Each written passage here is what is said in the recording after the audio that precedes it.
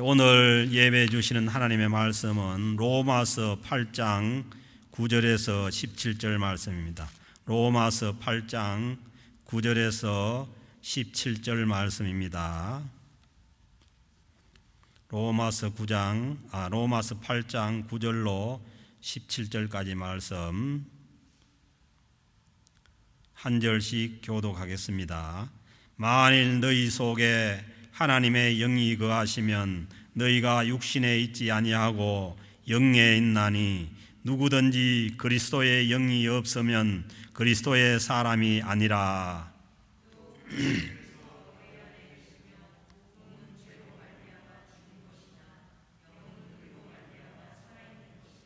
예수를 죽은 자 가운데서 살리신 이의 영이 너희 안에 거하시면 그리스도 예수를 죽은 자 가운데서 살리신 이가 너희 안에 거하시는 그의 영으로 말미암아 너희 죽을 몸도 살리시리라.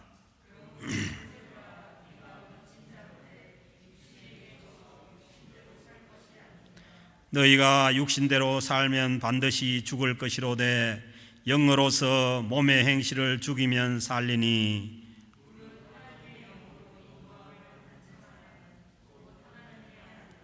너희는 다시 무서워하는 종의 영을 받지 아니하고 양자의 영을 받았으므로 우리가 아빠 아버지라고 부르짖느니라.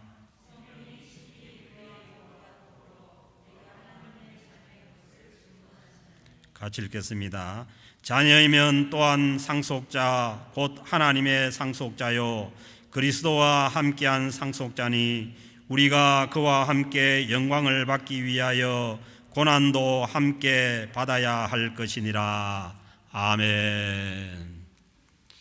우리가 다 사람인데 사람이 뭔지를 한번 생각을 해봤습니까? 사람은 도대체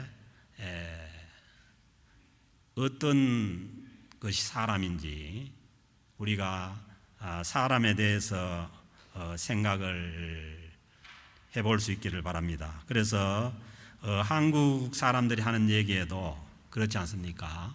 사람이어야 사람이지 사람이면 다 사람이냐? 참 사람인데 이게 사람이 어렵다는 거예요. 사람이. 여러분들은 어떻게 생각합니까? 이 인간의 이 몸이 육체가 사람이라고 생각합니까? 유물론자들은 모든 것이 다 물질로 구성된 것으로 보기 때문에 그 인간의 육체와 정신도 물질의 작용으로 봅니다. 그래서 인간은 이 육체로 물질로 존재하다가 호흡이 끊어지면은 모든 것이 다 끝난다고 생각을 합니다. 정신세계도 마찬가지입니다. 정신세계도 물질의 작용으로 봅니다. 그래서 이 유물론은 진화론의 바탕을 두고 있습니다. 그래서 동물에서 진화된 것이 사람이라고 보기 때문에 사람의 이 인권에 대해서 그렇게 존중을 할 수 있는 이런 이론이 없습니다. 그런데 그리스의 철학자들은 사람을 이 영과 육으로 분리해서 봤습니다. 그래서 영은 선한 것이고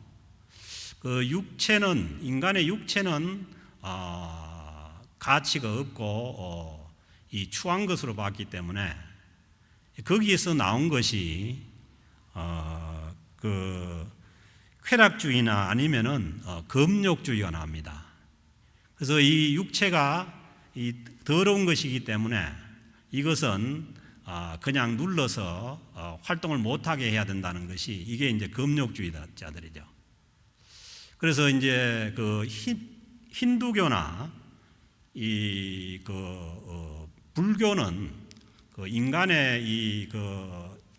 인간을 영과 육으로 분리해서 보기 때문에 그리고 인간의 육체가 추한 것으로 보기 때문에 이 힌두교나 불교에서는 금욕주의로 갑니다.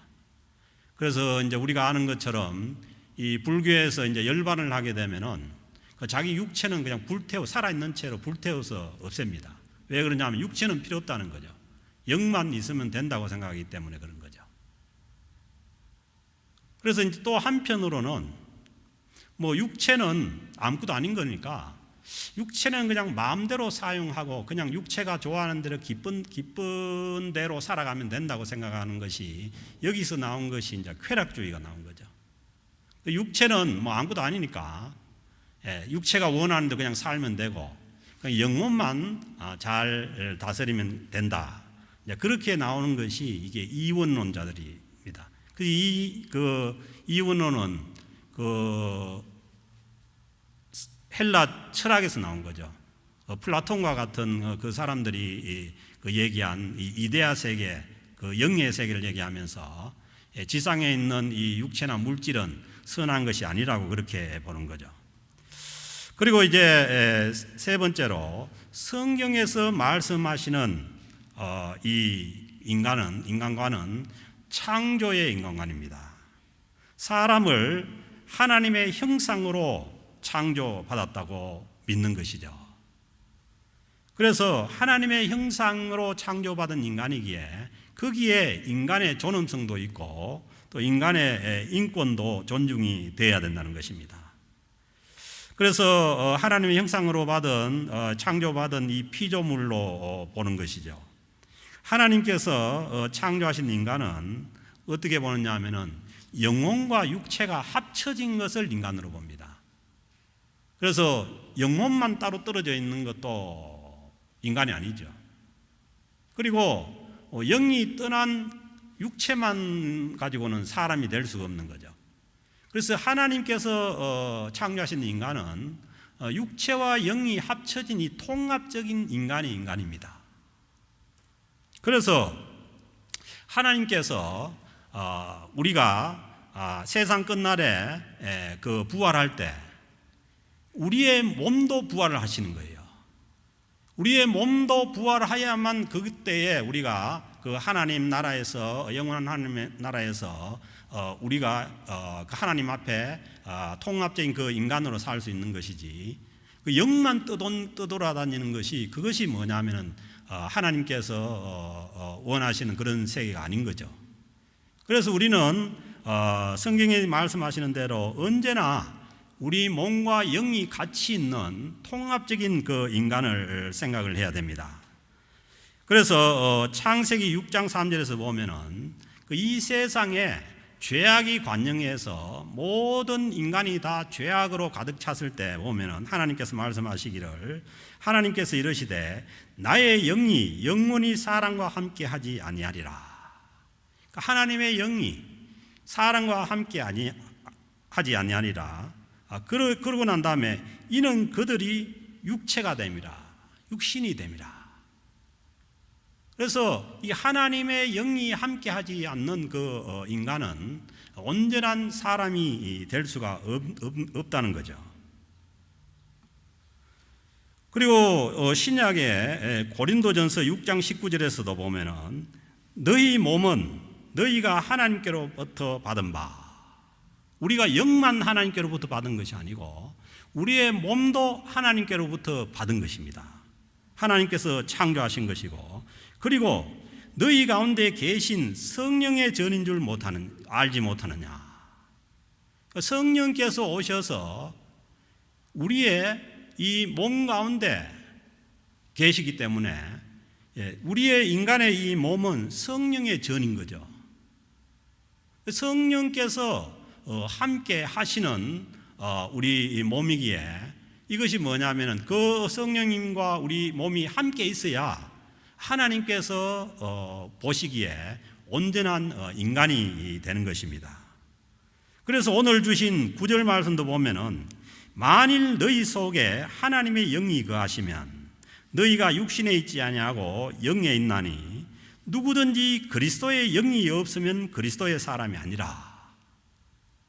반드시 그리스도의 영이 성령이 함께 있어야만 예수 그리스도를 믿고 구원 얻은 사람이 되는 거죠. 그래서 신자는, 예수를 믿고 구원 얻은 신자는 누구든지 성령이 함께 하시는 자가 크리스찬이고 신자입니다. 10절에 보면은 또 그리스도께서 너희 안에 계시면, 그러니까 여기 보면 그리스도께서 너희 안에 계시면, 이 얘기는 뭔 얘기냐 하면은 예수님이 어떻게 우리 안에 계시느냐, 예수님께서 예수님의 영으로 계시는 거예요. 그래서 10절에서 그리스도께서 너희 안에 계시면 너희 몸은 죄로 말미암아 죽은 것이나, 그리스도의 영이 우리와 함께 하시면은, 성령께서 함께 하셔서 예수님이 함께 하시면은 우리의 육체는 이미 십자가에 못 박혀 죽었다는 것입니다. 너희 몸은 죄로 말미암아 죽은 것이나 영은 의로 말미암아 살아있는 것이니라. 그러니까 정말 이 크리스찬 구원받은 우리 하나님의 사람들 안에는 영이 살아있는 것이에요. 그리고 육체는 죽을 겁니다. 그러니까 죽을 것을 이미 죽은 것이라고 이렇게 말합니다. 왜냐하면 예수님께서 십자가에서 우리의 모든 육체의 죄악을 짊어지시고 십자가에 돌아가셨기 때문에. 그러니까 여러분들 그렇지 않습니까? 그 나무 가지가 그 나무 둥치에서 줄기에서 이렇게 끊어져 있으면, 끊어져 나오면은, 그러니까 잎은 파랗게 살아있는 것 같아요. 그런데 뭐냐 하면은 원래 나무에서 끊어졌기 때문에 그건 죽은 겁니다. 곧 말라 죽는 거죠. 그 인간도 마찬가지라는 거예요. 인간도 영으로서 영원한 생명인 하나님께 연결이 되어 있지 않으면은, 연결되어 있지 않은 그 육체만의 인간은 이미 뭐냐 하면 죄로 인해서 죽은 것이라고 성경이 말씀하는 것입니다. 그래서 로마서에서도 죄의 삭은 사망이라는 거예요.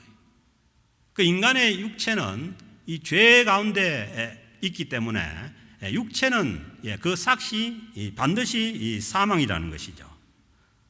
그러므로 우리 신자들의 소망은 이 육체에 있는 것이 아닙니다.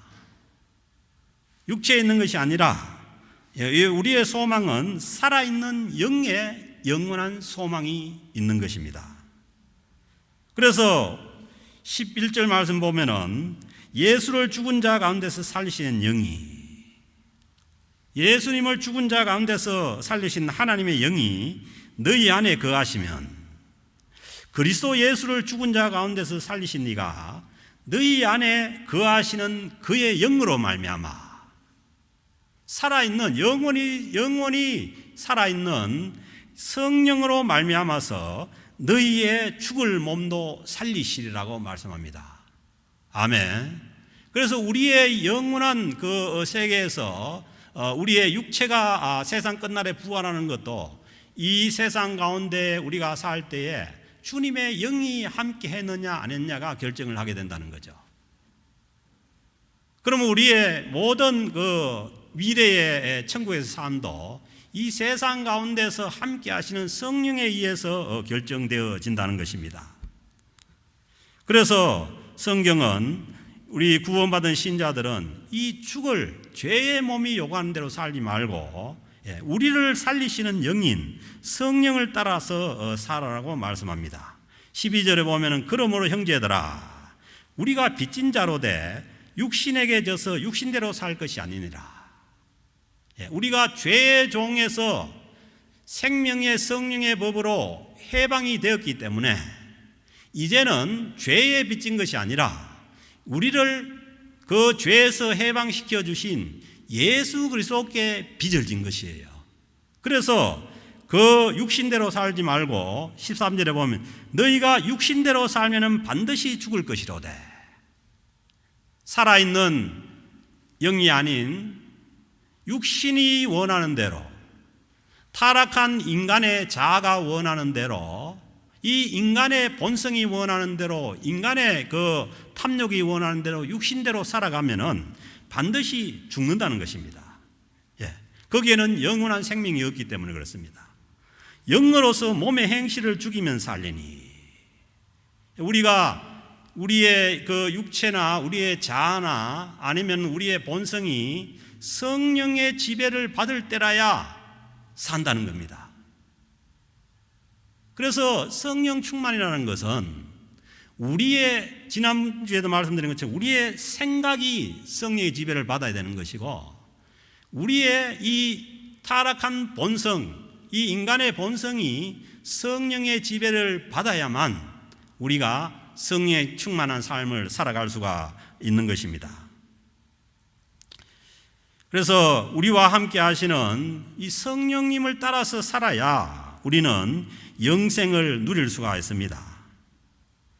그래서 영원히 살게 된 영이 이 성령께서 죄로 인해서 죽을 우리의 몸을 지배하는 것이 이 성령 충만이고, 그리고 우리의 타락한 자아와 본성을 성령님께서 다스리는 것이 성령 충만입니다. 내 자존심과 이 세상의 영향력과 이 세상의 영향력으로 다스림을 받던 내가 성령의 다스림을 받고 사는 것이 성령 충만한 삶입니다. 그러므로 신자는 몸도 생각도 마음도 성령의 다스림을 받아야만 우리가 성령 충만한 이 영생을 누릴 수가 있게 됩니다. 이렇게 우리의 몸과 생각과 우리의 본성이 성령의 지배를 받을 때라야, 그때라야 내 인격에서 성령의 열매를 맺게 됩니다. 그래서 겉으로 어떤 그 은사와 성령의 열매는 별개입니다. 은사는 하나님께서 필요할 때 주시는 것이지만은 거둬가실 수도 있고, 그래서 성령의 열매는 우리 인간의 타락한 본성이 이 성령의 지배를 받을 때라야 성령의 열매를 맺게 되는 것이죠. 그래서 갈라디아서 5장 22절 23절의 말씀 보면은 오직 성령의 열매는 사랑과 희락과 화평과 오래 참음과 자비와 양성과 충성과 온유와 절제니 이 같은 것을 금지할 법이 없느니라는 거예요. 그래서 우리가 우리의 생각과 우리의 마음과 우리의 본성이 성령의 지배를 받으면은, 이거 성령의 열매는 맺고자 하는 해서 열매는 맺는 것이 아니라 자동적으로 맺혀지게 되어 있는 거예요. 그래서 우리는 성령의 열매를 맺으려고 애쓰는 것이 아니라 우리의 생각이 성령의 지배를 받고 우리의 마음이 성령의 지배를 받고 우리가 타락한 인간의 본성을 십자가에 못 박아버리고 그 성령을 따라 살 때, 그때라야 성령의 열매가 맺혀지게 됩니다. 그래서 우리가 알 수 있는 것은 내가 성령을 따라서 살고 있느냐 안 살고 있느냐, 그것은 오직 열매를 보아서만 알 수가 있습니다. 어떤 능력이나 아니면은 외모나 그런 것으로 알 수 있는 것이 아닙니다.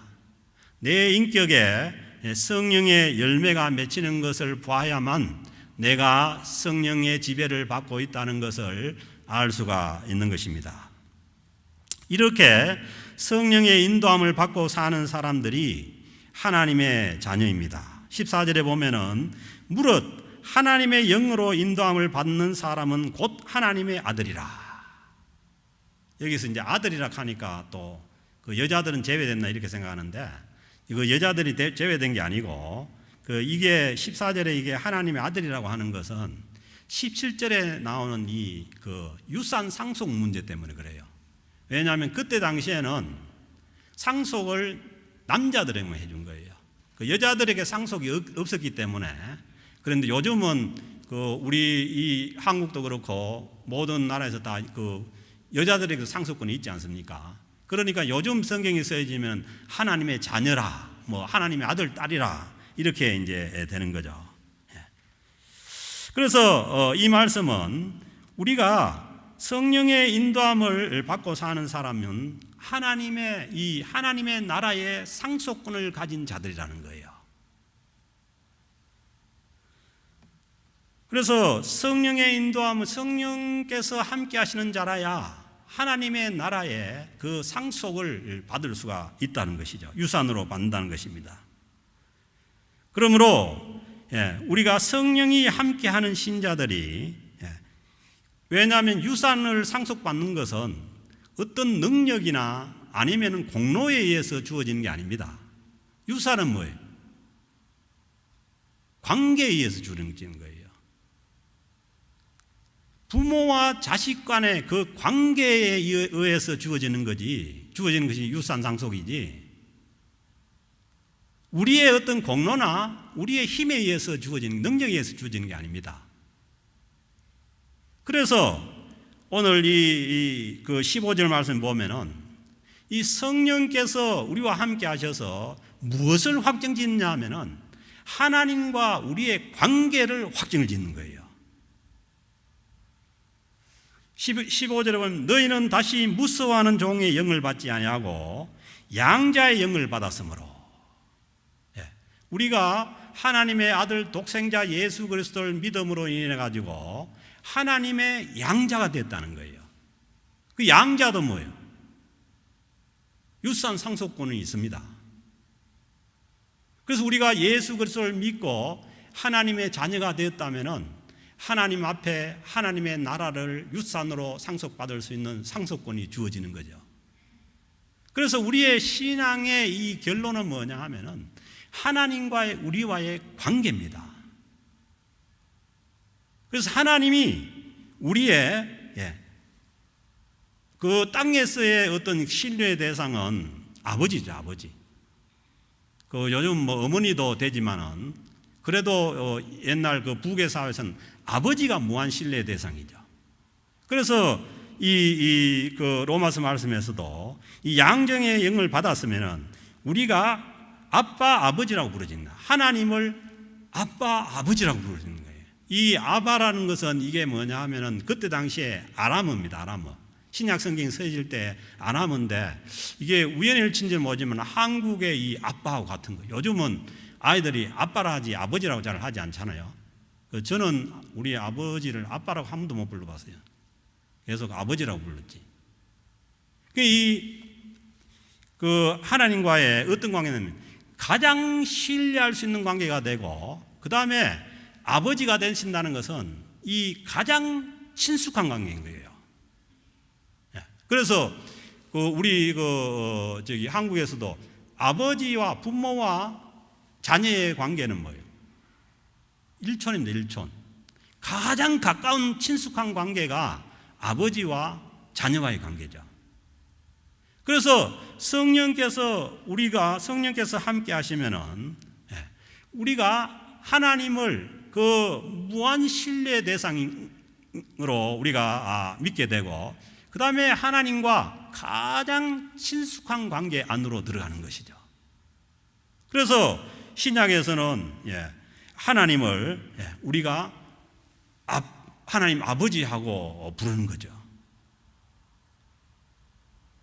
그래서 여러분 입에서 하나님 아버지하고 나오는 것이 이게 보통 일이 아닙니다, 이게요. 그러니까 저도 예수를 믿고 난 다음에 제가 20살이 지나서 예수를 믿었는데 언제 제가 하나님 아버지라고 불렀는지 그건 이제 제 기억이 없는데 어느 순간에 보니까 내가 하나님을 아버지로 부르고 있더라고요. 그래서 이게 우리가 하나님을 아빠, 아버지라고 부르짖는 것, 이거는 뭐냐면 보통 일이 아닌 것입니다.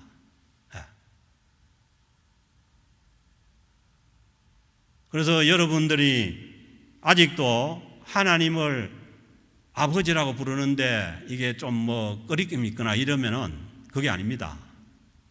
우리의 신앙의 이 어떤 최종 결정체가 하나님과의 이 가장 신뢰하는 관계, 그리고 가장 친숙한 관계 안으로 들어가서 하나님을 아버지라고 부르는 거죠. 그래서 기도할 때 보면은 다른 걸 별로 할 게 없는 것 같아. 그냥 막 하나님 아버지 하면은 다 되는 것 같아. 왜냐하면은 집안에 아버지들이, 한국 아버지들이 무뚝뚝하고 이런 것 같아도 안 그래요. 자식들이 어떻게 움직이는지 아니면은 뭐가 부족한지 뭐 이걸 다 살피고, 말은 안 하지만은 여차하면은 다 뭐 팔아서 주고, 이제 그런 것이 이제 아버지죠. 그래서 우리는 이 하나님과의 이 성령님께서 우리와 함께 하심으로 인해서 아버지와 가장 신뢰할 수 있는 그 관계로 가야 되고, 그리고 아버지와 가장 이 영적인 우리 하나님 아버지와 가장 친숙한 관계로 가게 하십니다. 그래서 여러분들이 하나님 영적인 아버지, 하나님 아버지를 우리가 아버지로 만날 수 있고 부를 수 있는 것은 이거 이상 복이 없습니다. 세상에도 그렇지 않습니까? 요즘은 뭐 할아버지도 뭐 잘 만나야 된다고 그렇게 생각하지만은 아버지를 잘 만나는 것이 이게 참 그 중요한 일이죠. 그런 것처럼 우리가 우리의 신앙생활에서 이 하나님 아버지가, 하나님께서 우리의 아버지가 되신다는 것, 이건 아주 중요한 일입니다. 우리가 기도할 때도 그렇고요.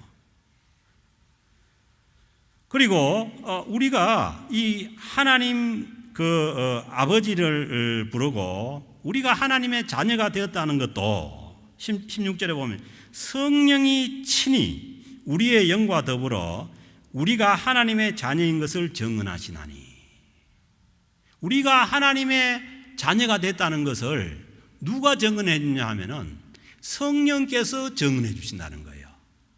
우리가 하나님께서 우리의 아버지가 되시고 우리가 하나님의 자녀가 됐다는 것을 우리가 어떻게 알 수 있냐 하면은 우리와 함께 하시는 성령께서 증거해 주시는 거라는 거예요.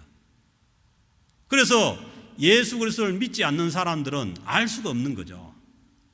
이 관계를 하나님과 하나님의 예수를 믿는 이 하나님 백성들이 이 백성과의 관계를 성령이 없으면은 도대체 알 수가 없는 거예요.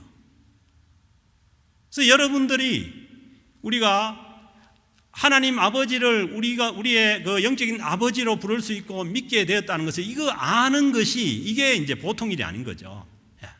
왜냐하면은 성령께서 아니면은 성령께서 증거해 주지 않으면은 도대체 알 수가 없는 거예요.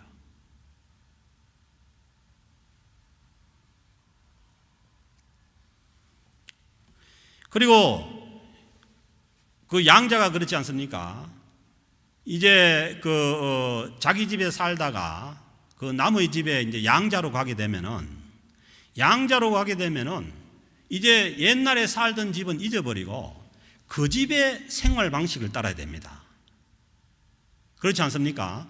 남의 집에 양자로 가던데도 불구하고 계속해서 옛날 생각하고 그러면 안 되는 거죠. 그래서 뭐 옛날에 노량진의 어떤 집에서, 부잣집에서 그 길거리에 그 쓰레기통을 치고 다니는 그 아이를 하나 양자로 들였더니만 그 부잣집에 와가지고도 자꾸 쓰레기통 쪽으로 가더라는 거죠. 그 양자가 되었으면은 이제는 뭐냐 하면은 옛날 삶은 청산하고 그 양자가 된 집의 스타일로 삶의 스타일이 바뀌어야 되는 거죠. 그래서 하나님께서 성령께서 우리를 하나님의 양자가 된 것을 증거하면서 우리를 하나님 나라의 스타일로, 이미 우리가 양자가 됐으니까 하나님 아버지께서 요구하는 스타일의 삶을 요구를 하시는 거예요. 그렇게 살기를 요구를 하시는 거죠.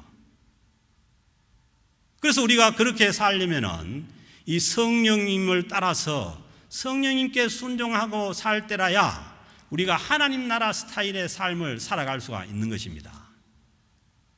그렇지 않고 자기의 신분이 이미 양자로, 하나님 나라의 그 양자로 바뀌어서 하나님께서 자기의 아버지가 되셨는데도 불구하고 자기 신분을 모르고 있다면은 옛날 스타일로밖에 살 수가 없는 것입니다.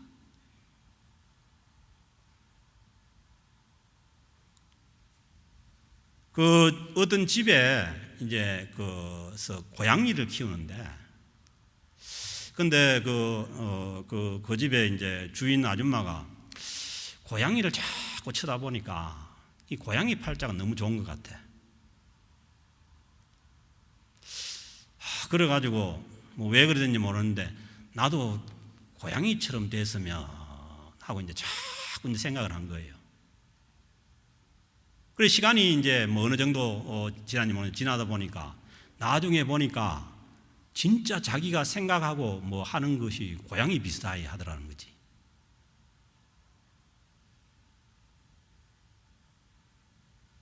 그러니까 자기가 사람인 걸 모르고 인간인 걸 모르고 자꾸 고양이를 쳐다보고 이 고양이를 부러워하고 고양이처럼 그렇게 하다 보면은 그렇게 삶의 스타일이 그렇게 갈 수밖에 없다는 거죠.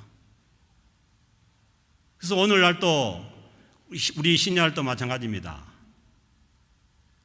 우리가 어떻게 이 육적인 삶을 살지 않고 이 하나님 나라의 삶을 행동 방식으로 살아갈 수 있냐 하면은 하나님 나라를 소망해야 되고, 그리고 우리와 함께 하시는 성령님께서 주시는 생각을 따르고 성령님께서 주시는 인도하시는 그 인도함을 따라갈 때라야 우리가 이 세상의 영향력에서 벗어나서 타락한 인간의 본성에서 벗어나서 하나님 나라 백성으로서의 삶의 스타일로 살아갈 수가 있게 되는 것입니다.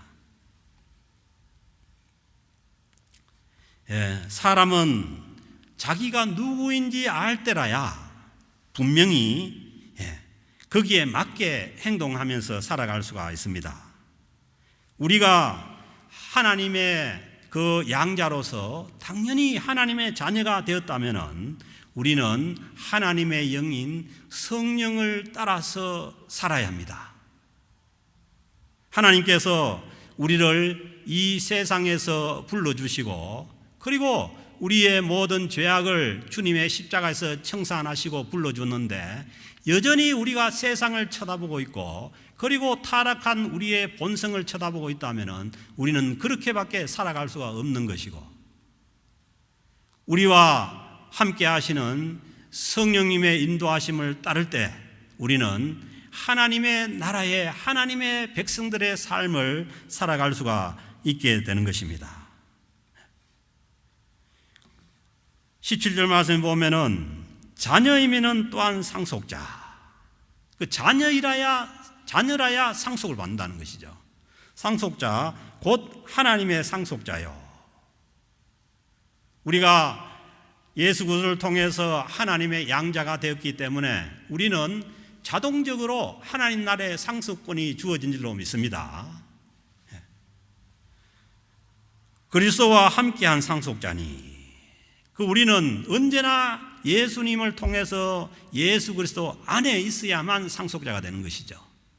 그래서 로마서 8장 1절에서도 누구든지 그리스도 안에 있어야 된다는 거죠. 그리스도 안에 있는 생명의 성령의 법이 우리를 지배하게 된다는 거죠. 그래서 우리는 우리 자신들로 떨어져 있어야 되는 것이 아니고 언제나 예수 그리스도와 연합되어 있는 거예요. 예수 그리스도와 연합되어 있다는 것은 뭐냐 하면은 우리의 옛 자나 옛 죄나 본성이 주님의 십자가에 죽고 예수님께서 부활하신 그 부활하신 생명이 우리와 함께 있다는 것입니다. 이것이 뭐냐 하면은 예수님과 연합되어 있는 자예요. 하나님의 자녀의 삶입니다. 그래서 하나님 그리스도와 함께한 상속자니 우리와 그와 함께 영광을 받기 위하여 우리가 하나님의 나라를 상속받게 되고, 그리고 그 하나님의 나라의 영광을 누리고 살기 위해서는 고난도 함께 받아야 할 것이니라.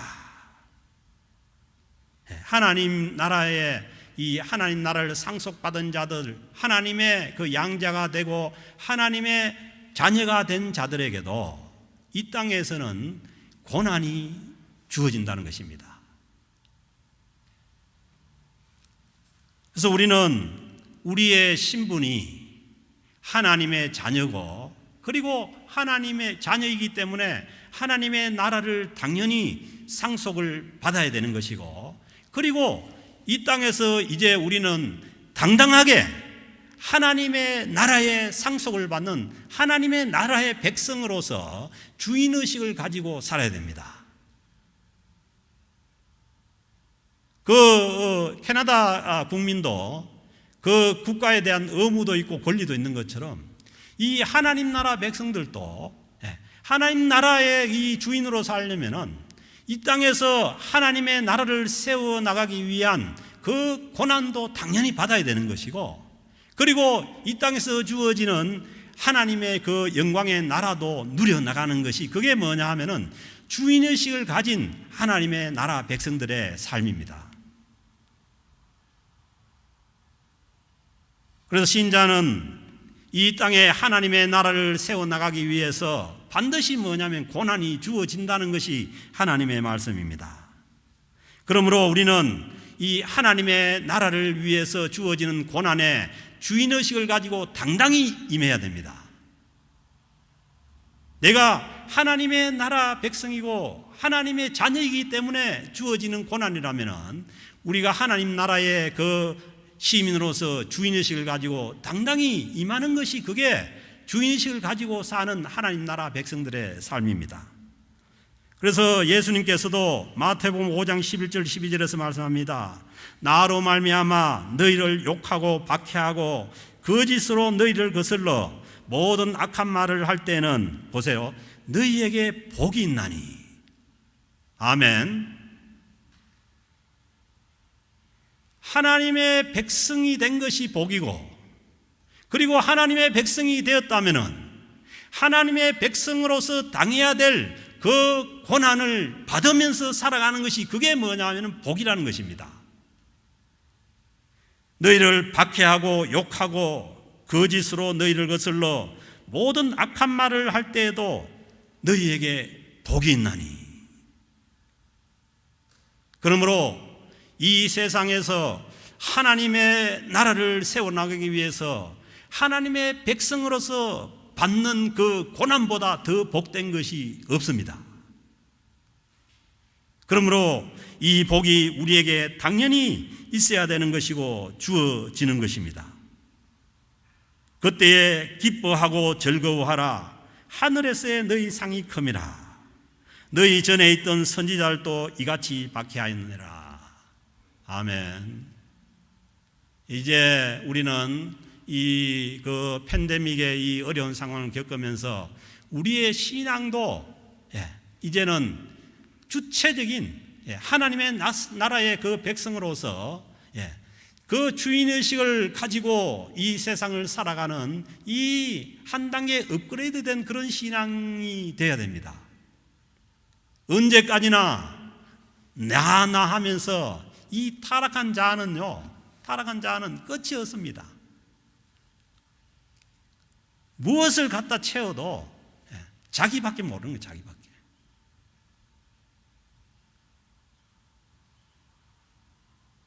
그렇게 사는 것은 이 타락한 우리의 육신을 따라서 사는 것입니다.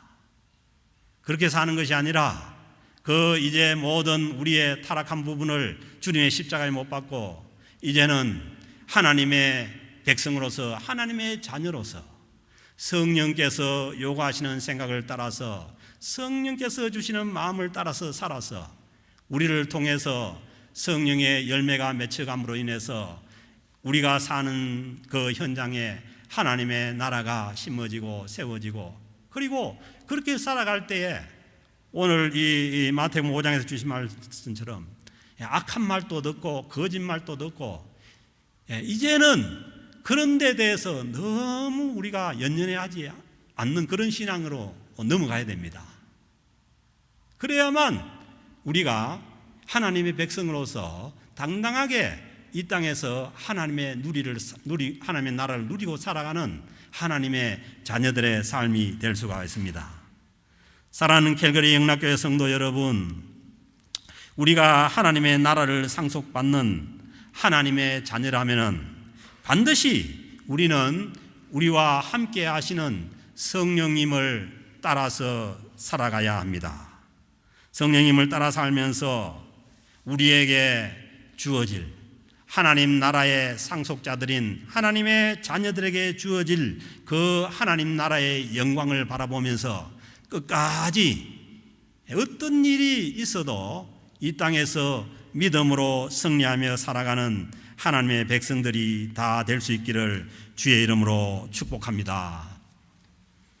하나님 아버지 감사합니다. 하나님께서 우리의 이 어려운 시기를 견디게 하면서 더욱더 하나님께서 우리를 하나님께로 부르시고 성령님께서 우리와 더욱더 가까이 하셔서 성령님을 따라 살도록 인도하여 주심을 감사합니다.